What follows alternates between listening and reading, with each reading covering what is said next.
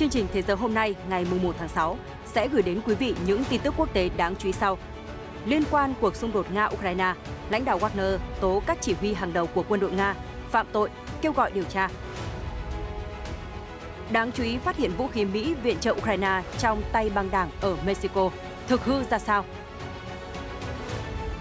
Một diễn biến đáng chú ý khác, Tổng thống Pháp nói ông Putin đã hồi sinh một NATO chết não bằng cuộc xung đột với Ukraine.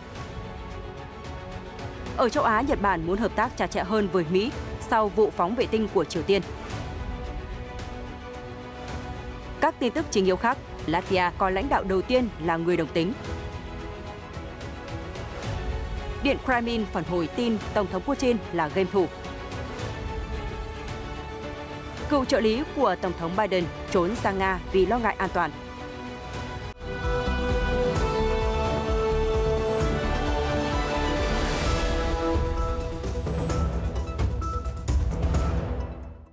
Quý vị đang quay trở lại với chương trình Thế giới hôm nay. Như thường lệ, mở đầu chương trình sẽ là những cập nhật về tình hình chiến sự Đông Âu. Thưa quý vị, lãnh đạo Wagner, ông Yevgeny Prigozhin vào hôm 31 tháng 5 cho biết ông đang yêu cầu Ủy ban điều tra và Văn phòng Công tố Nga điều tra các quan chức hàng đầu của Bộ Quốc phòng, cáo buộc họ phạm tội trong quá trình chuẩn bị và tiến hành chiến dịch quân sự đặc biệt. Trên Telegram, ông Prigozhin cho biết, hôm nay tôi đã gửi thư tới Ủy ban điều tra và Văn phòng Công tố Liên bang Nga và yêu cầu điều tra một số quan chức hàng đầu của Bộ Quốc phòng Nga. Ông nói thêm, tôi sẽ không công bố những bức thư này, vụ việc sẽ được các cơ quan điều tra giải quyết. Ông Prigozhin là người luôn chỉ trích cách giới lãnh đạo quân đội Nga xử lý cuộc chiến ở Ukraine. Đầu tháng này, ông tố các chỉ huy quốc phòng Nga chậm chạp trong việc cung cấp đạn dược, khiến hàng chục nghìn binh lính Wagner chịu thương vong. Hiện Bộ Quốc phòng Nga chưa đưa ra phản hồi trước tuyên bố của ông Prigozhin.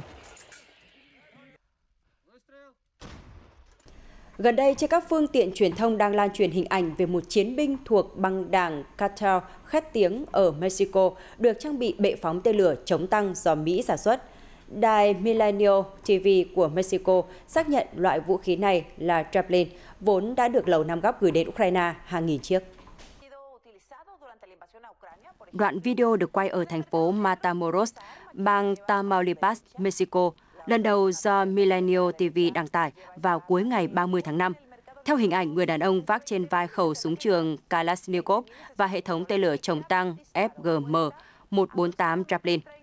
Phóng viên của Milenio TV, Azucena Uresti, trong một bài đăng trên Twitter ước tính, một bệ phóng Javelin trên thị trường chợ đen hiện có giá từ 20.000 đến 60.000 đô la Mỹ, trong khi tên lửa cho hệ thống này là khoảng 30.000 đô la Mỹ.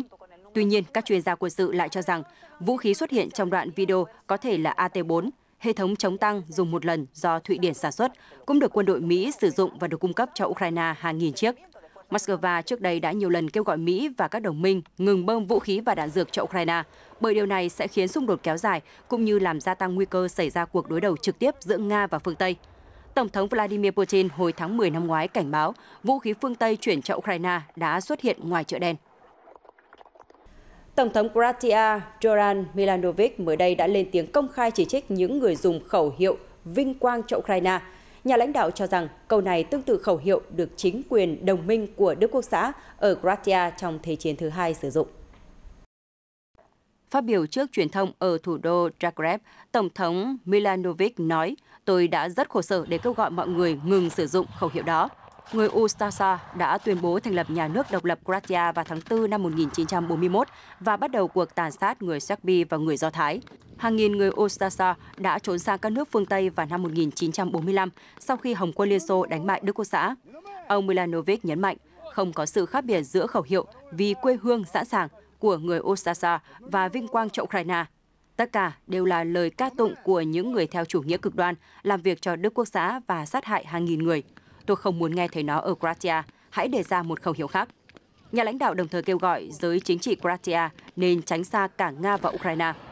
Ông Milanovic, thành viên Đảng Dân Chủ Xã hội, trở thành Tổng thống Croatia vào năm 2020. Ông đã nhiều lần chỉ trích EU và NATO vì cho rằng phương Tây cố thúc đẩy Moscow tiến hành chiến dịch quân sự ở Ukraine. Phát biểu tại hội nghị thượng đỉnh Gluczak ở thủ đô Bratislava của Slovakia hôm 31 tháng 5, Tổng thống Pháp ông Emmanuel Macron cho biết cuộc xung đột giữa Nga và Ukraine đã đánh thức Tổ chức Hiệp ước Bắc Đại Tây Dương NATO vào 4 năm sau khi ông Macron tuyên bố liên minh quân sự này đã chết não. Tại hội nghị, ông Macron nói, vào tháng 12 năm 2019, tôi đã có những lời lẽ gay gắt dành cho NATO. Tôi đã dùng từ chết não để mô tả sự chia rẽ giữa Thổ Nhĩ Kỳ và một số cường quốc khác trong liên minh. Hôm nay tôi muốn nói rằng, Tổng thống Nga Vladimir Putin đã hồi sinh lại liên minh này bằng cách thức tồi tệ nhất. Vào thời điểm đó, ông Macron đã khiến một số đồng minh, đặc biệt là ở Đông Âu, tức giận vì những lời chỉ trích của ông đối với NATO khi ông thúc đẩy châu Âu xây dựng khả năng phòng thủ của riêng mình với một chính sách đối ngoại độc lập hơn.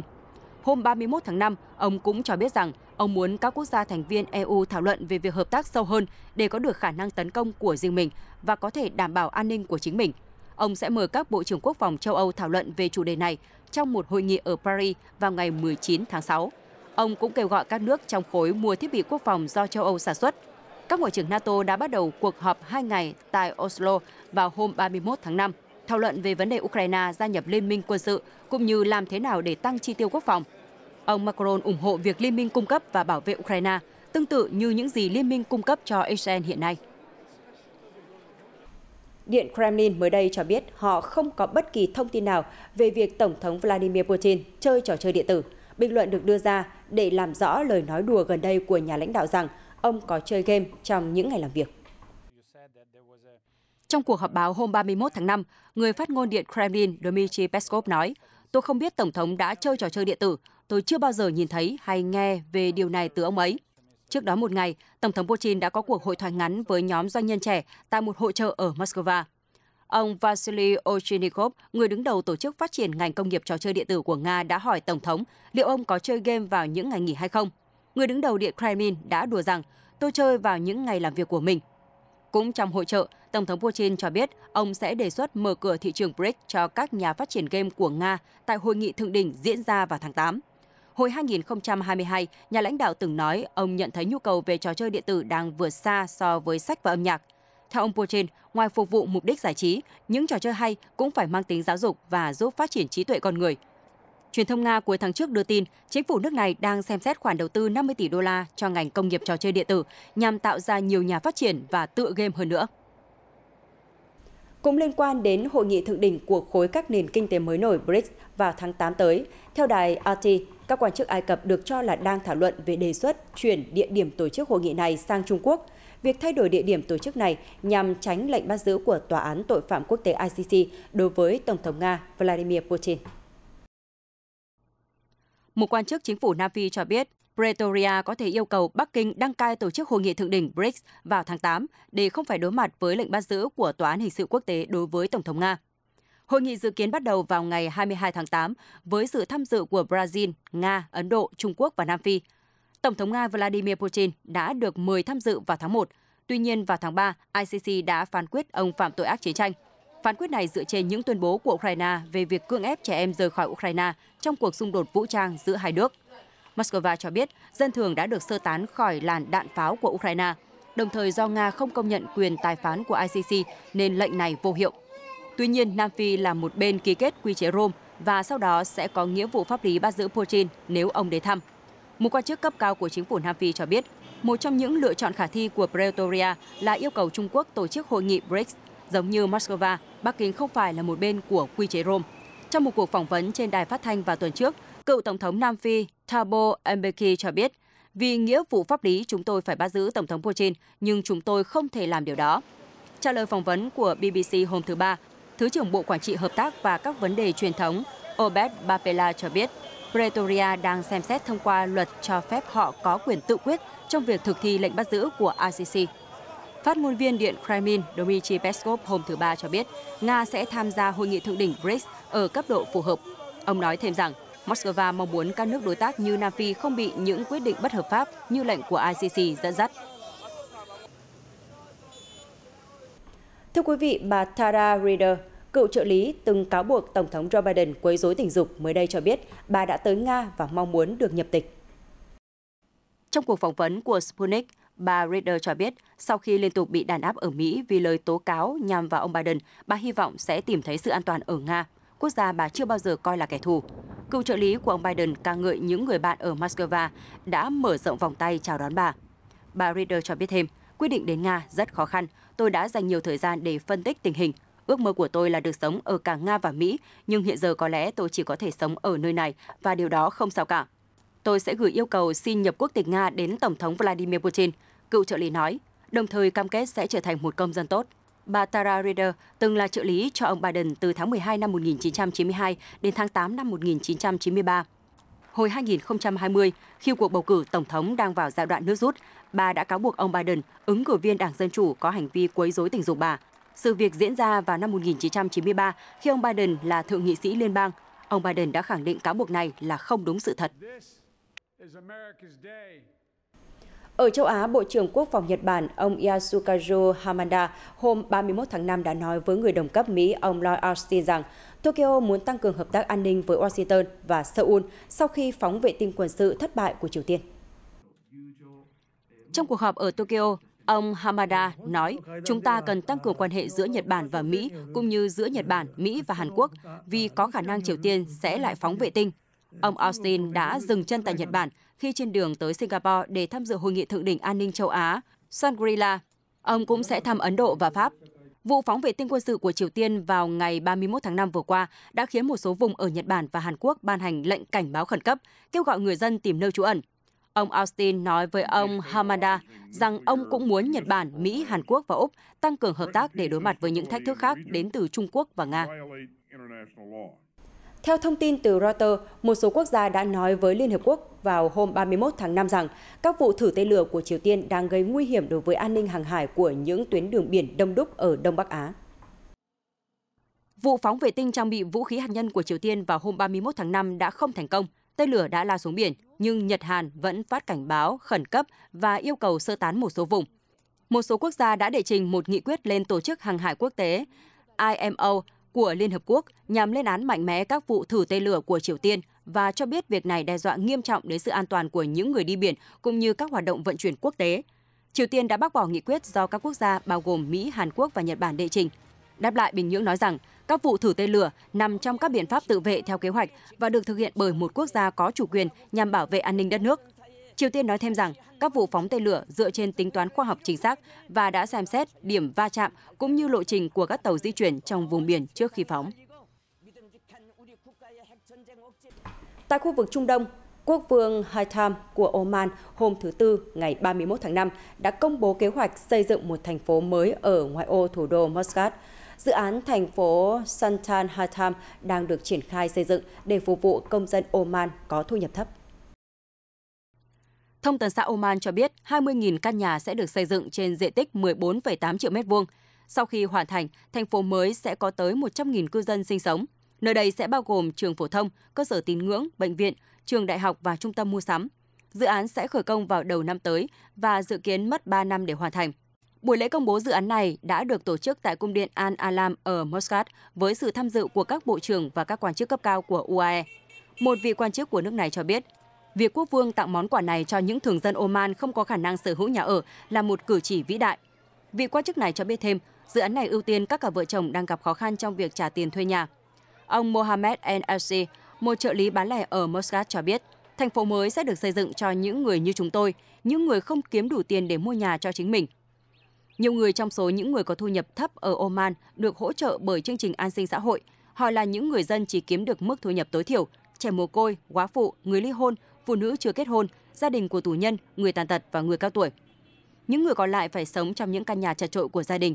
Một sinh viên đại học cho biết, có 16 người chúng tôi hiện đang sống trong một ngôi nhà 4 phòng ngủ. Một số chuyên gia cho rằng kế hoạch này sẽ tạo động lực mới cho nền kinh tế của Oman. Chuyên gia kinh tế Khalid Al-Bawani tại công ty tài chính Muscat cho biết, dự án này với kế hoạch xây dựng trường phổ thông, trường đại học, bệnh viện, khu mua sắm sẽ thúc đẩy nền kinh tế, tạo việc làm và cơ hội kinh doanh mới. Ông nói, đó là một cách tuyệt vời để tiếp tục phát triển và mở rộng thủ đô Muscat. Vừa qua, Hội đồng Quốc gia Liên bang của các tiểu vương quốc Ả Rập Thống nhất UAE đã thông qua dự thảo luật giám sát hoạt động của các cơ sở tín ngưỡng ngoài hệ thống Hồi giáo. Đây được xem là nỗ lực của chính phủ UAE nhằm tạo ra một khuôn khổ pháp lý cho sự hội nhập hơn nữa của tất cả các tín ngưỡng vào xã hội đa văn hóa của quốc gia Trung Đông này. Hãng thông tấn nhà nước WAM đưa tin, nội các UAE sẽ chọn ra một ủy ban để quản lý các hoạt động của các tôn giáo không theo đạo Hồi ở UAE. Luật pháp UAE sẽ trao tư cách pháp nhân cho tất cả các cơ sở tín ngưỡng. Điều này có nghĩa là họ có các quyền và nghĩa vụ theo luật của các tiểu vương quốc Ả Rập Thống Nhất. Các cơ sở tôn giáo được quản lý bởi một hội đồng và phải có tài khoản ngân hàng với một tổ chức tài chính địa phương. Dự thảo nghiêm cấm những nơi thờ tự sử dụng địa điểm của họ cho các mục đích không được chỉ định hoặc làm mất uy tín của các giáo lý tôn giáo khác. Những người bị phát hiện vi phạm luật sẽ bị phạt tiền. Các tiểu vương quốc Ả Rập Thống Nhất đã tìm cách gắn kết tất cả các tôn giáo trong những năm gần đây để phục vụ tốt hơn cộng đồng đa văn hóa, bao gồm hơn 200 quốc tịch. Quốc gia này có hơn 40 nhà thờ Cơ đốc giáo trên khắp cả nước và một ngôi đền Ấn Độ giáo ở thành phố cảng Jebel Ali. Vào tháng 3, các tiểu vương quốc Ả Rập Thống Nhất đã khánh thành ngôi nhà gia đình Abraham trên đảo Saadiyat. Nơi đây có một nhà thờ Hồi giáo, nhà thờ Cơ đốc giáo và giáo đường Do Thái. Tổng thống Sheikh Mohammed cho biết UAE cam kết thúc đẩy sự tôn trọng, hiểu biết lẫn nhau và đa dạng văn hóa. Ông Sheikh Mohammed viết trên Twitter, UAE có một lịch sử đáng tự hào về những người dân từ các cộng đồng đa dạng cùng nhau làm việc để tạo ra những khả năng mới. Trở lại khu vực châu Âu, Quốc hội Latvia đã bầu Bộ trưởng Ngoại giao lâu năm của nước này, ông Egars Rinkēvičs, làm Tổng thống tiếp theo vào hôm thứ Tư, ngày 31 tháng 5. Và ông sẽ là chính trị gia đồng tính công khai đầu tiên nắm giữ vị trí cao nhất của quốc gia Baltic này.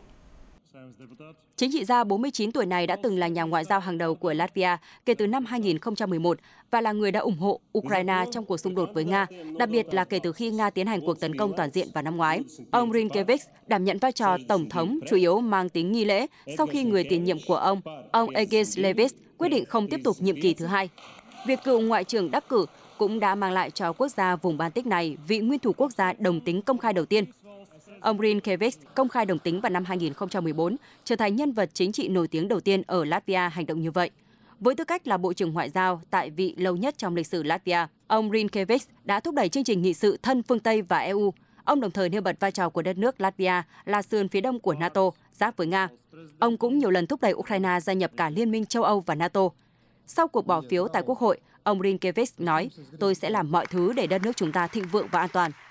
Ông Rinkēvičs sẽ đại diện cho Latvia, một quốc gia thành viên của Liên minh châu Âu và NATO, tại Hội nghị thượng đỉnh Vilnius của NATO vào tháng 7 tới.